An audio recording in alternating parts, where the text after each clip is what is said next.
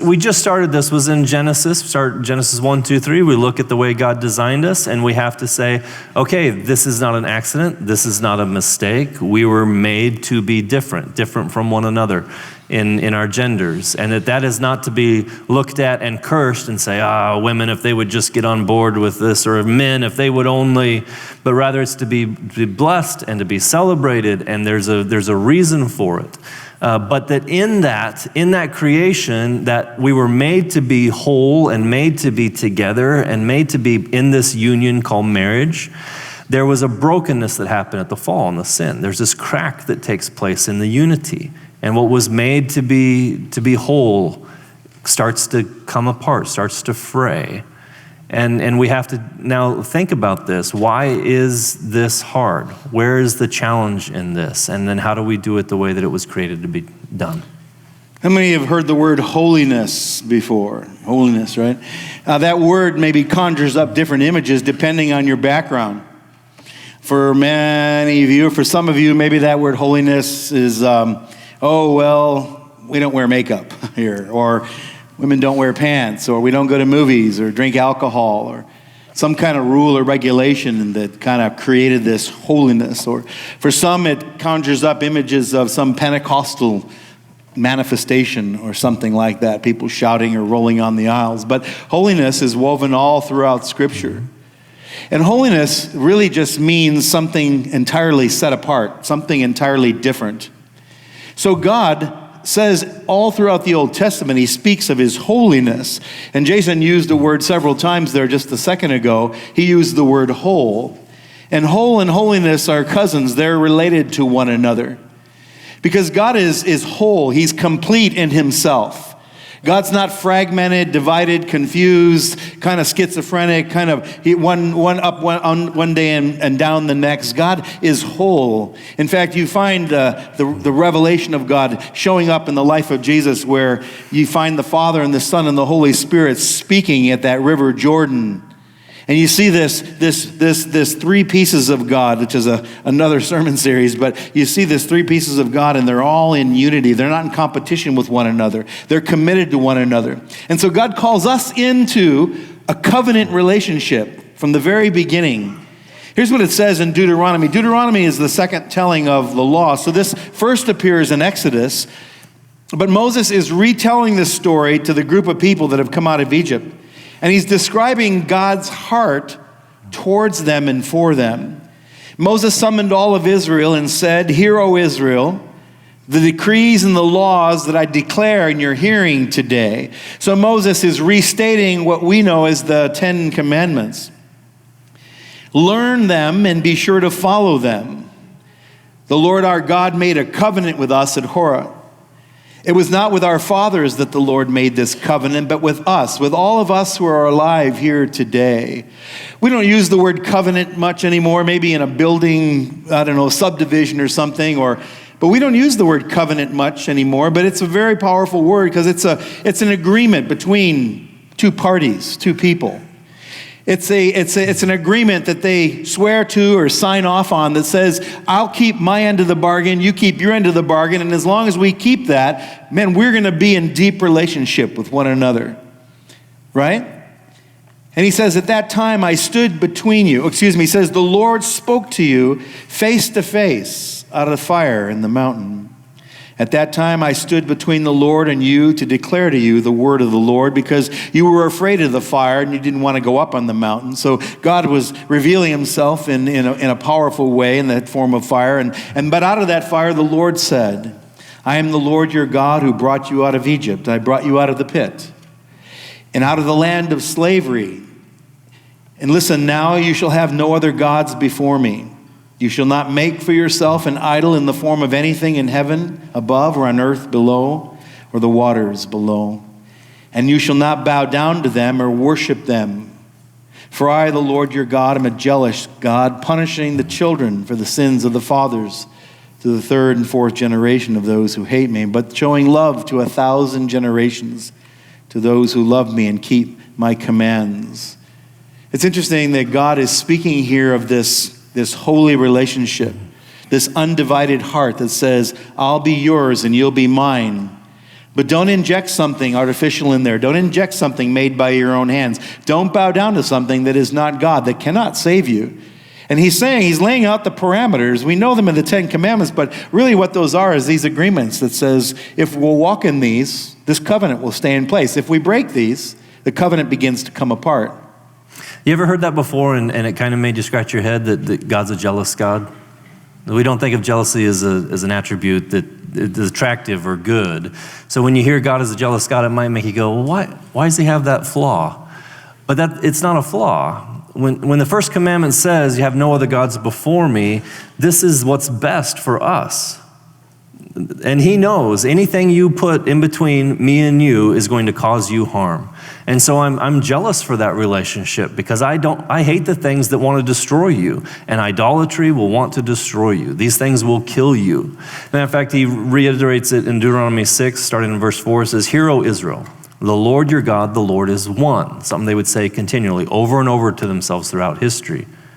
"Love the Lord your God with all of your heart, with all of your soul, with all of your strength." There's the wholeheartedness we're talking about this morning. Where does the very idea of covenant come from? Where does the basis of marriage come from? It comes from this. First, from our relationship with God.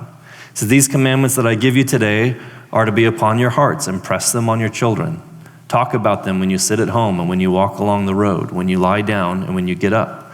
Tie them as symbol on your hands and bind them on your foreheads. Write them on the doorframes of your house and on your gates. Does it sound like it might be kind of important? He's saying, keep this always in front of you. I want everywhere that your eye turns, I want you to see this. I want you to think about this. This needs to be at the front of who you are. And isn't it interesting that the implication is that whatever you do is going to domino into your home? Mm-hmm. Whatever you do is going to domino into your children, or don't do is going to dominate into your family. Domino into your family. It's going to affect those around you. And so God, in total love. Now, some of us could think, well, that's just jealous God, and why does God demand that allegiance? But aren't we sort of wired that way? I realize Bachelor and Bachelorette and all those programs kind of live and breathe on just kind of variety, if you know what I mean. I realize there's a million, we mentioned last week, there's 8,000 dating apps that you can swipe in and out of across the world. So listen, the world, this culture's offering of unlimited options is what makes the economy go round. But when it comes to deep human relationship, it doesn't fly with us. Mm-mm.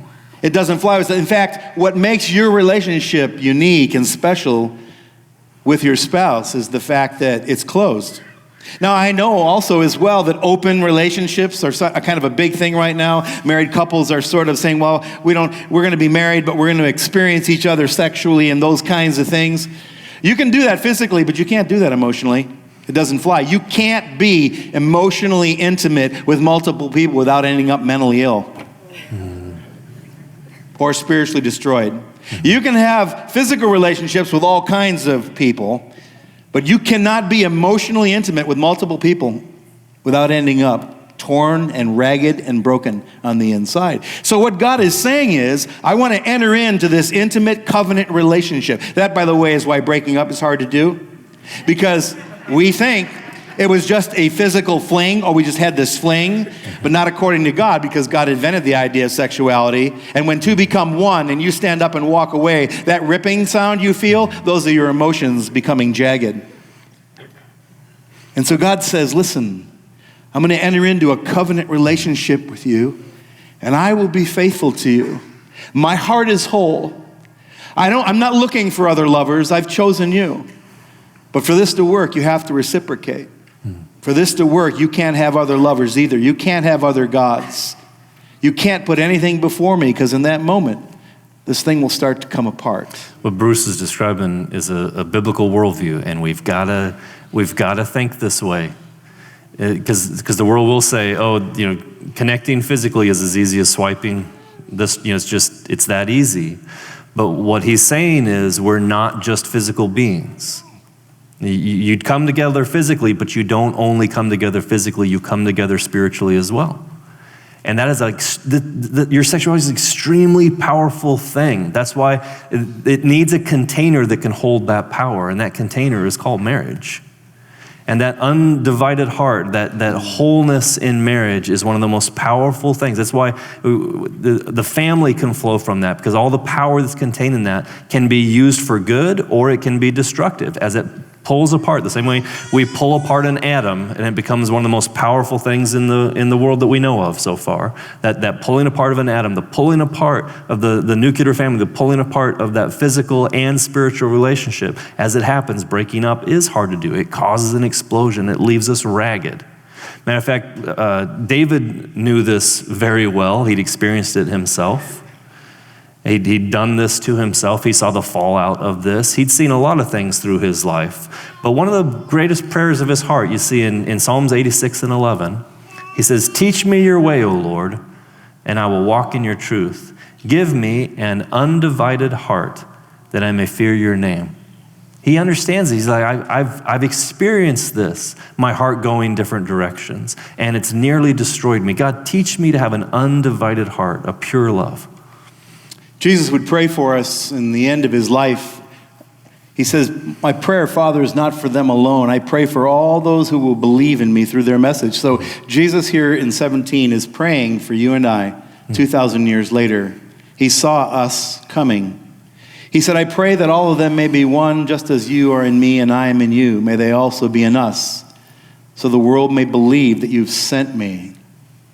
He's praying for oneness. He's praying for this covenant oneness, that we would be one with the Father. We would be one with God. And there would be nothing that would divide us. There'd be nothing that would separate us. But there's an interesting passage, an exchange in Mark, where Jesus is talking to the religious leaders of the day who have made a provision. They've made a legal religious provision for their lack of oneness, for their lack of community, their lack of covenant. Jesus left the place and went into the region of Judea, crossed from the Jordan, and crowds of people came to him, and as was his custom, he taught them. Some Pharisees came and tested him by saying, "Is it lawful for a man to divorce his wife?" So obviously, like throughout all the ages, issues had arisen between men and women, and they were coming apart. Now, the law of Moses forbid divorce, but there's a provision that had been made. And Jesus says, "Well, what did Moses command you?" They said, "Well, Moses permitted a man to write a certificate of divorce and send her away." So there's the loophole that was created. Now, hang with me here. Just hang on. And then Jesus says, but here's why the loophole was created. It was created because your hearts were hard. It was created because your hearts were hard. You know, in a marriage conflict, this is exactly what I'm looking for. I'm not looking for intelligence. I'm not looking for financial advantage. I'm not looking for who has the better argument. I'm not looking for, you know what I'm looking for? Who has the tender heart? Who has the heart that will stay soft towards God? Because if your heart is soft towards God, there is no conflict that he cannot resolve. But it takes two people. I'm looking for the condition of the heart. And Jesus says, you know why you got that loophole? Because your hearts were hard. But in the beginning of creation, God made them male and female. And for this reason, a man will leave his father and mother, be united to his wife. Jesus is quoting thousands of years back, before the Torah. And the two will become one flesh.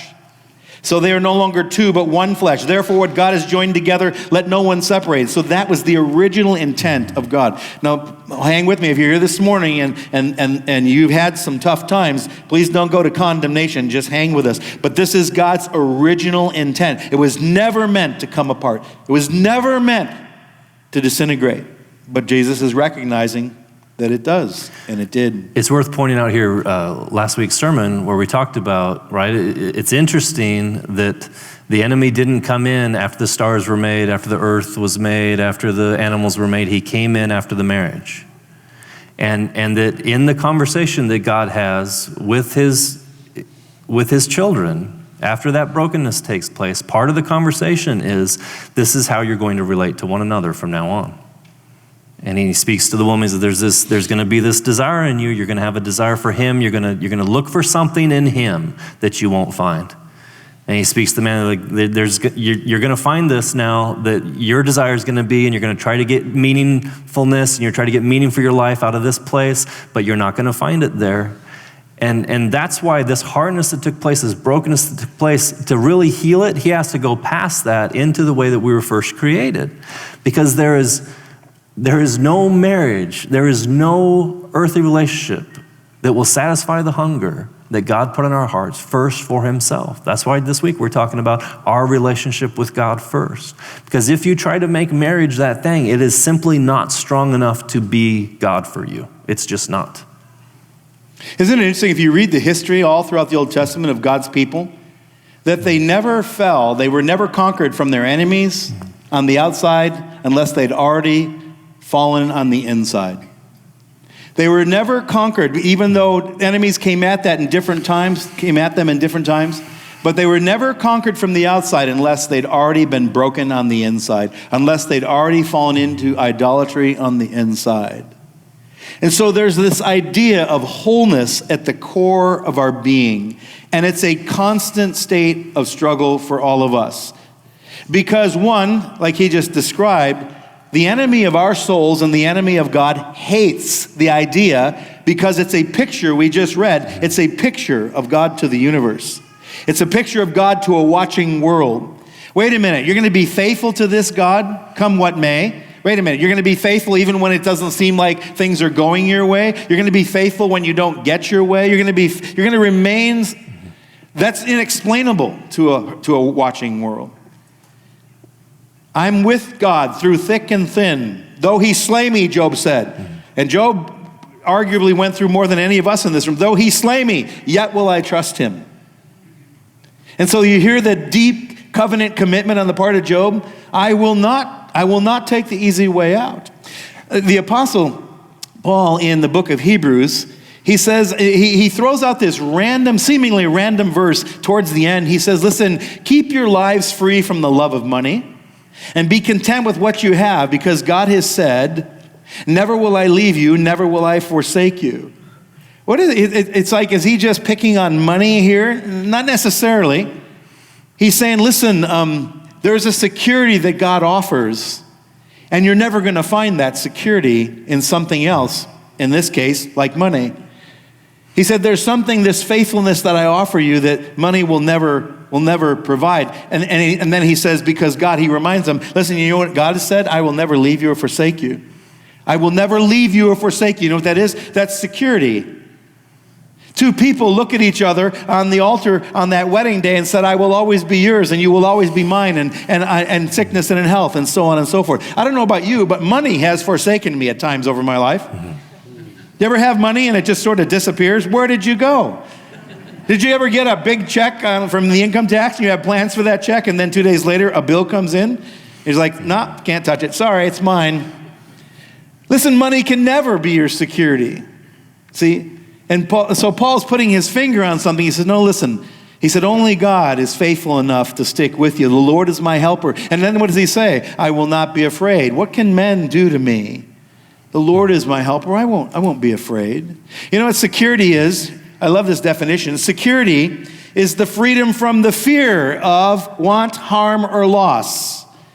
There's an important distinction here. It doesn't say freedom from harm or want or loss, because all of us have experienced some sort of want or harm or loss. It's the fear that God says, you don't have to be afraid. Come what may, I am in your corner, I am on your side. Are you with me? If the Lord is with me, then what can man do to me? The writer said in Psalm 27. If God is on my side, then who can be against me? So it's the freedom from the fear. And I don't know about you, but I've done some pretty dumb things in my life moved by fear. How about you? Have you ever done anything, bought something, committed to something, given something away because fear gripped your heart? Oh my gosh, I'm going to die. Oh my gosh, I'm going to be single forever. Oh my gosh. Don't leave me. Have you ever done anything based out of fear? Fear is a manipulative force. So the reason we're talking about this is because security and intimacy are two of the things we look for the most in somebody else.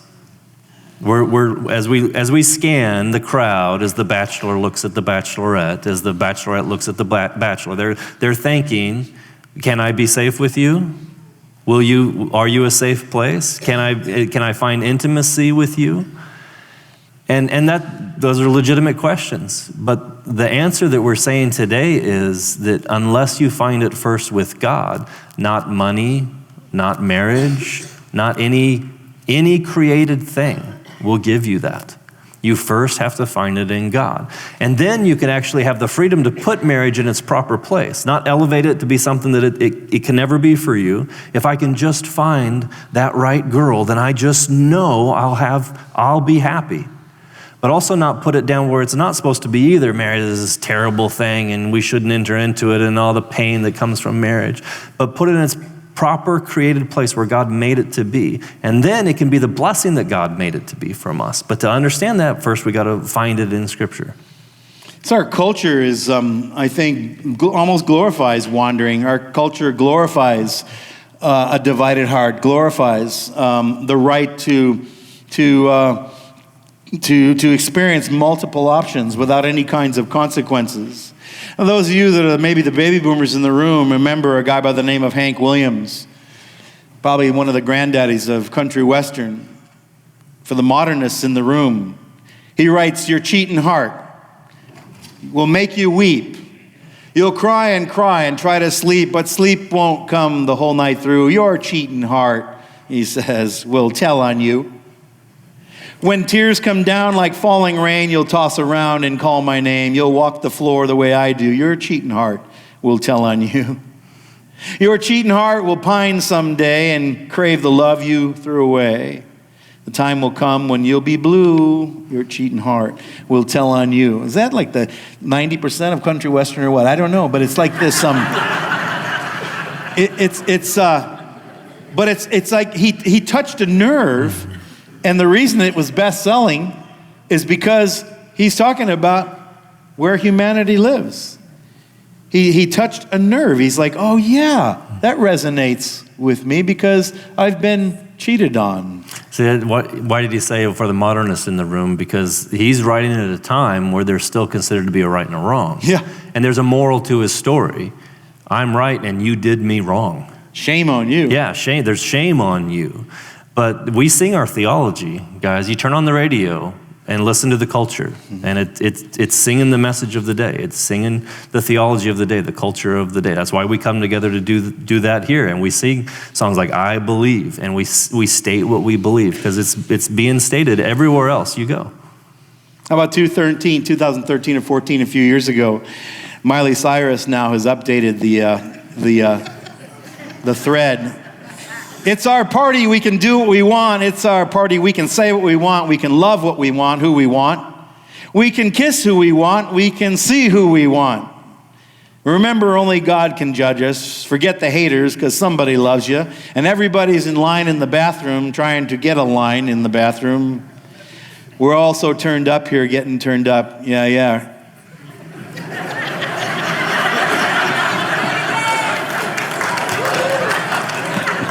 Somebody please just take that and auto-tune it. I'm begging you.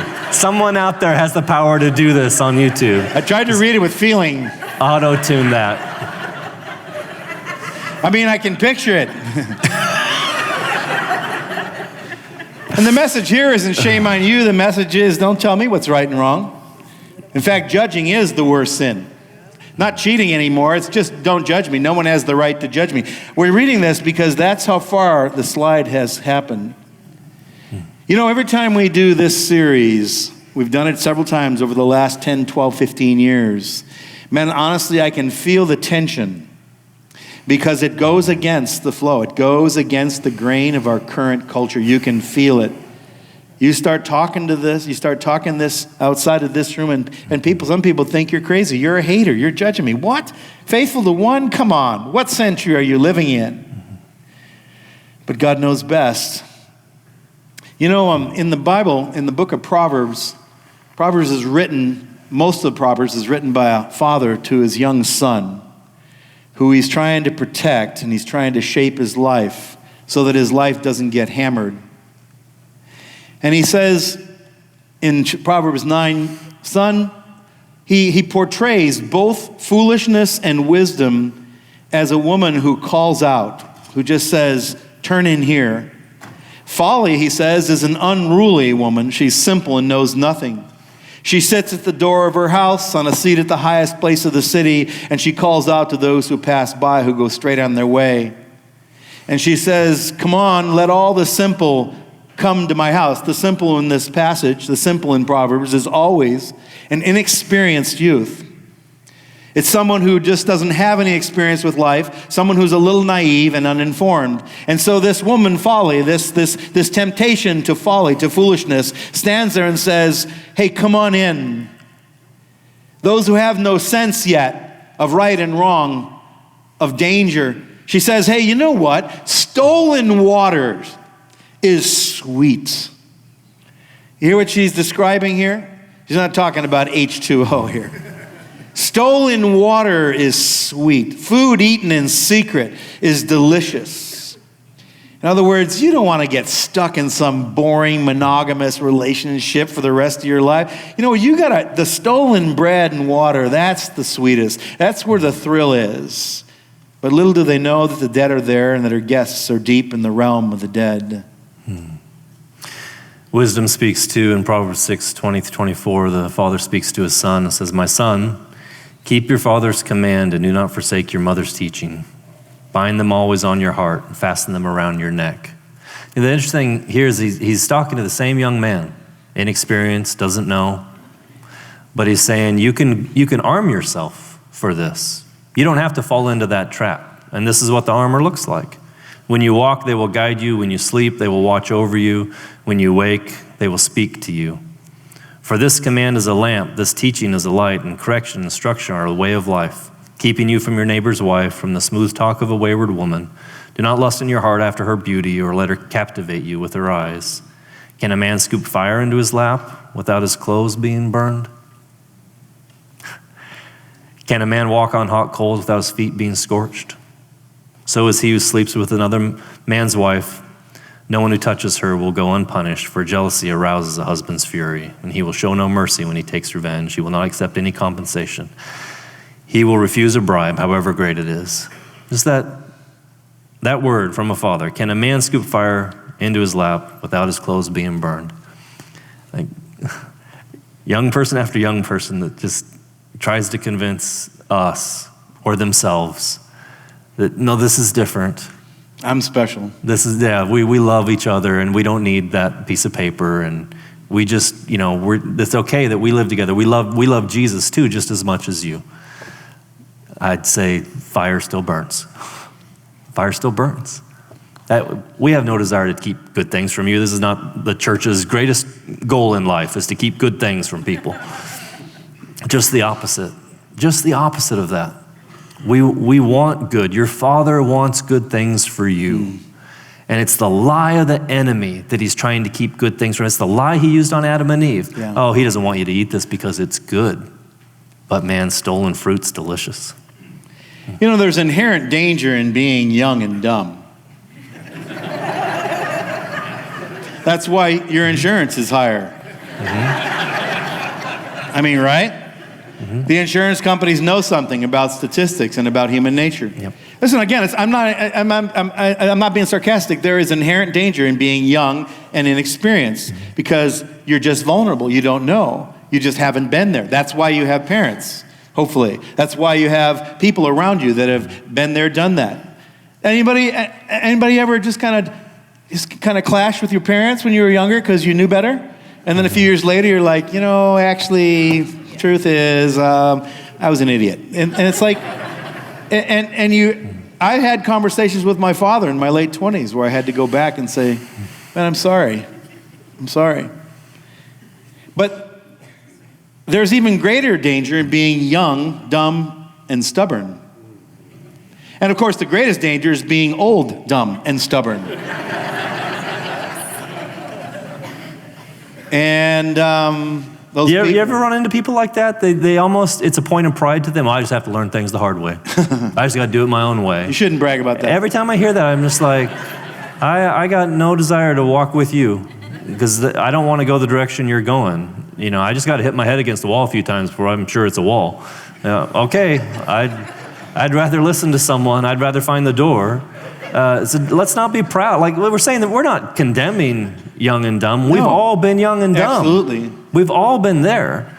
But the stubborn piece, the piece that keeps us from listening to instruction, keeps us from listening to mom or dad, or if you don't have a healthy mom and dad, finding a healthy mom and dad who can speak to that is criminal. That's why we do community. Proverbs would back this up and say, become wise by walking with the wise. So there's this effect. Become wise by walking with the wise. Your friends will shape your life. But those that hang out with fools and watch your life fall to pieces. Why is that? Because someone's going to influence me. Someone's going to help me inform my decisions. Something is going to inform my decisions. Proverbs 28 said, a tender-hearted person lives a blessed life, but a hard-hearted person lives a hard life. What I see as a pastor, what we see is people are down the road cursing life.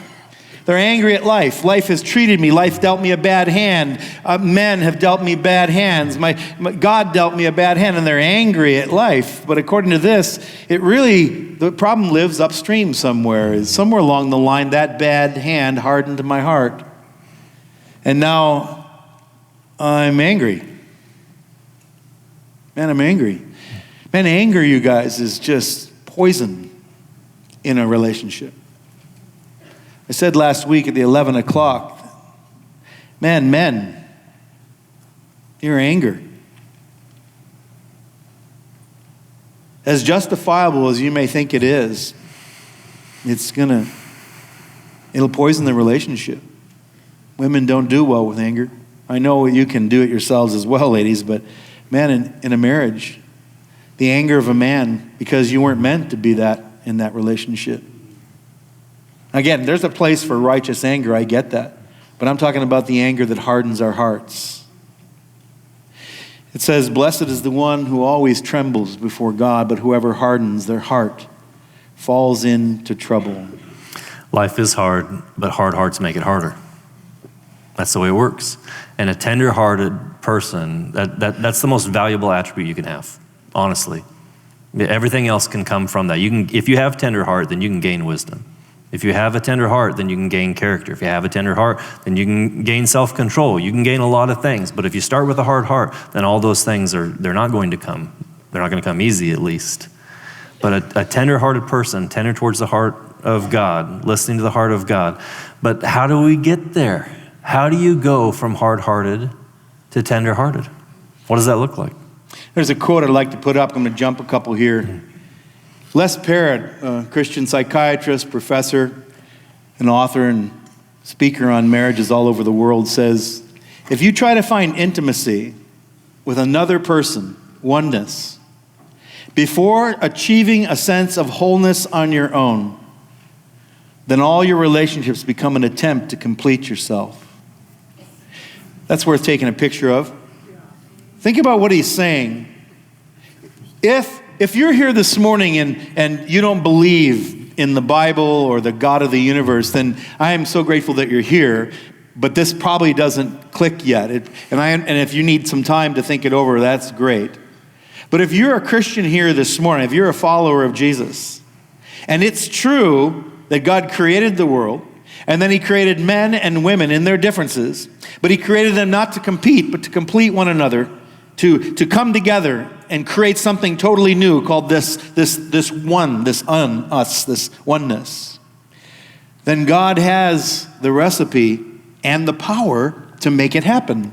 Can I say that again? Then God has the power and the recipe that makes it actually happen. And to try to find that outside of God somewhere, or to try to look for that or demand that or even hope for that in someone who's not in agreement with what I just said is really going to be an exercise in frustration.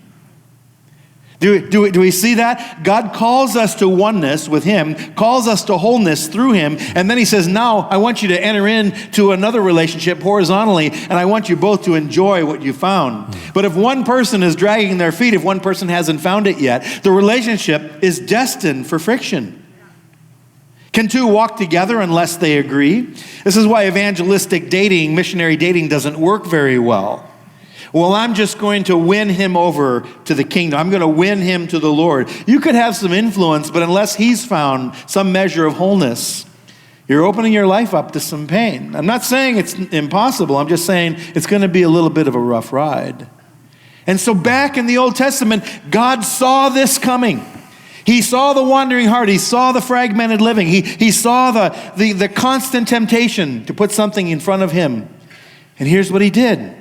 It says in Ezekiel, God speaks through the prophet to a wandering group of people, an adulterous people, and says, there's going to come a time when I will give them an undivided heart, and I'm going to put a new spirit in them.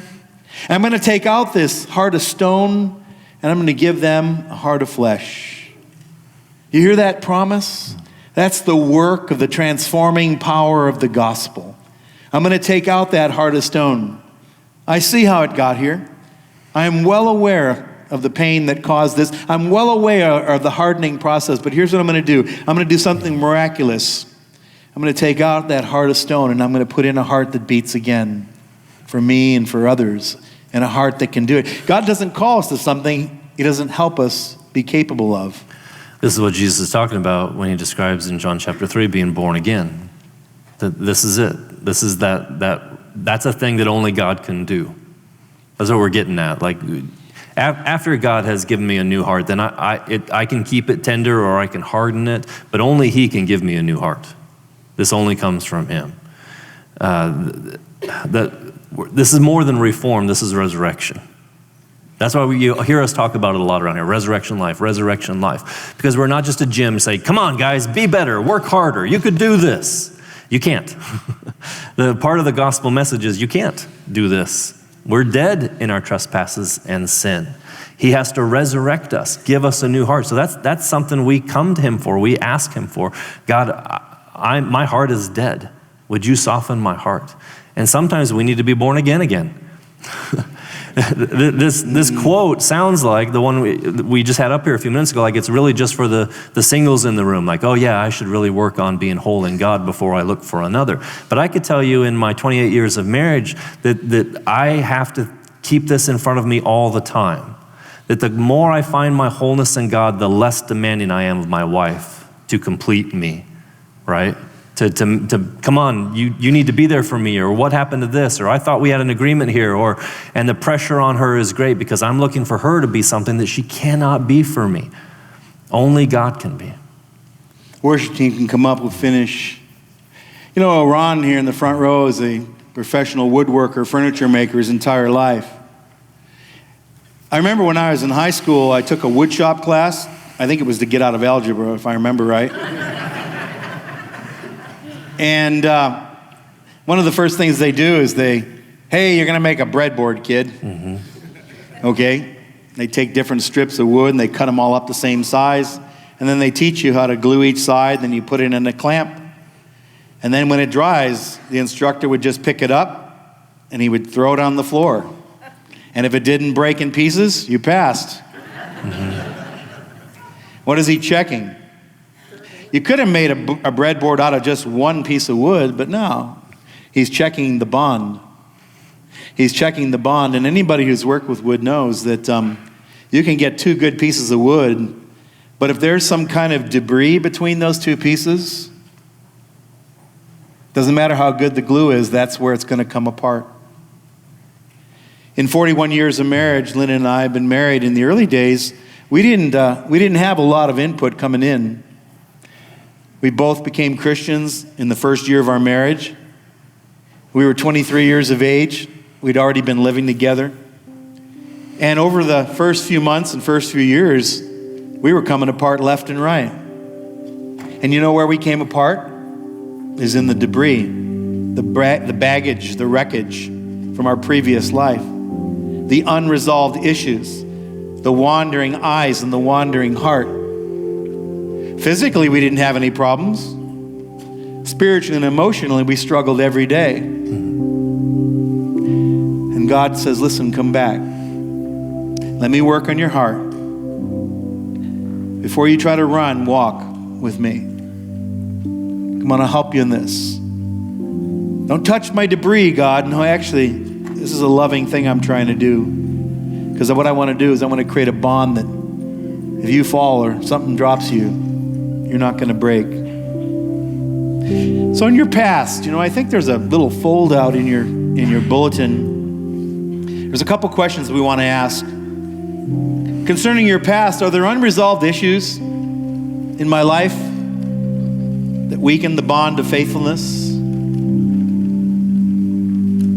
and keep me from moving forward? I don't know if they're written or not, but they're on the screen. Are there issues that are unresolved in my past that nag me and cripple me from moving forward? And what does healing look like? Just pay attention to that question. What we're saying is sometimes to go forward, you got to go backwards. So just we're not just interested in doing archaeology and just like, oh, let's see all the hurts we can find. But if there's something that easily comes to mind, more than likely it's time to seek forgiveness about this or bring it to Jesus for healing. Next one is this. In my present. Right now and today, what are the current things that compete for my heart's affections when it comes to loving and trusting God and others with the whole heart? Where's the competition? And then what does repentance look like? You have to eliminate the competition. You have to actively see debris as not your friend. Even though it promises some kind of false comfort, it's not your friend. And then the future question is, what new patterns does God want me to develop so that actually becomes a reality in my life? And the question here is, what does obedience look like? Insanity, doing the same thing over and over, hoping for different results. So here you are this morning, here we all are, and we're asking God this question. God, what new patterns do you want to develop in my life? I've been a loner. I don't take advice. I don't do small groups. We have all these, I know we have 100 excuses, but maybe we lay those before God and say, I'm willing to move forward with some new patterns. As we take communion this morning, I want to remind you that the symbols that we're about to pick up represent this process we're describing. A broken body for our healing, shed blood for our enabling. As we take, we'll just take together, and when everyone is served, we'll finish.